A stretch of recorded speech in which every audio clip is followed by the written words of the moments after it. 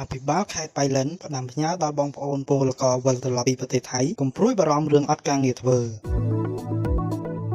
លោកជំទាវបានស្រីមុំអភិបាលខេត្តបៃលិនចុះជួបសំណេះសំណាលជាមួយពលករខ្មែរវិលត្រឡប់ពីប្រទេសថៃតាមច្រកព្រំដែនអន្តរជាតិព្រំត្រឡប់ទៅស្រុកកំណើតវិញតាមរយៈរថយន្តក្រុងរបស់រដ្ឋបាលខេត្តដោយឥតគិតថ្លៃនេះបើយោងតាមរដ្ឋបាលខេត្តបៃលិននាថ្ងៃ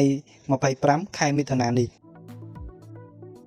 លោកជំទាវបានស្រីមុំបានបង្ហាញពីការណែនាំដ៏ច្បាស់លាស់និងជំហានរឹងមាំរបស់រាជរដ្ឋាភិបាលកម្ពុជាក្នុងការសម្របសម្រួលការវិលត្រឡប់ដល់ពលករខ្មែរដោយផ្ដល់ជំនួយទាំងស្រុងក្នុងការឆ្លងកាត់ព្រំដែនការស្នាក់នៅបណ្ដោះអាសន្នការហូបចុកការថែទាំព្យាបាលសុខភាពបឋមនិងដឹកជញ្ជូនបងប្អូនពីព្រំដែនត្រឡប់ទៅស្រុកកំណើតវិញដោយឥតគិតថ្លៃជាពិសេសជួយស្វែងរកការងារក្នុងស្រុកជូនពលករខ្មែរទាំងអស់ជាក់ស្ដែងនៅច្រកទ្វារព្រំដែនអន្តរជាតិខេត្តបៃលិនគឺមានពលករខ្មែរបានធ្វើដំណើរឆ្លងព្រំដែនត្រឡប់មកកម្ពុជាវិញបណ្ដើរដោយរដ្ឋបាលខេត្តបានសហការជាមួយក្រសួងការងារនិងបណ្ដុះបណ្ដាលវិជ្ជាជីវៈរៀបចំទីតាំងត្រៀមទទួលបងប្អូនពលករនៅក្បែរព្រំដែន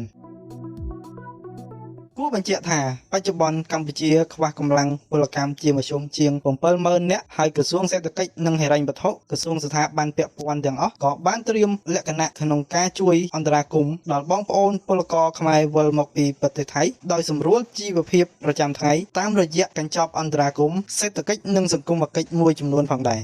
ជាមួយគ្នានេះសមាគមធនាគារនៅកម្ពុជានិងសមាគមមីក្រូហិរញ្ញវត្ថុកម្ពុជាក៏បានជួយសម្រួលបន្ទុកហិរញ្ញវត្ថុដល់ពលករខ្មែរដែលជាប់ជំពាក់បំណុលជាមួយធនាគារឬគ្រឹះស្ថានមីក្រូហិរញ្ញវត្ថុទៅតាមលទ្ធភាពឬក្នុងមួយរយៈពេលកំណត់ណាមួយដែលអាចធ្វើទៅបាន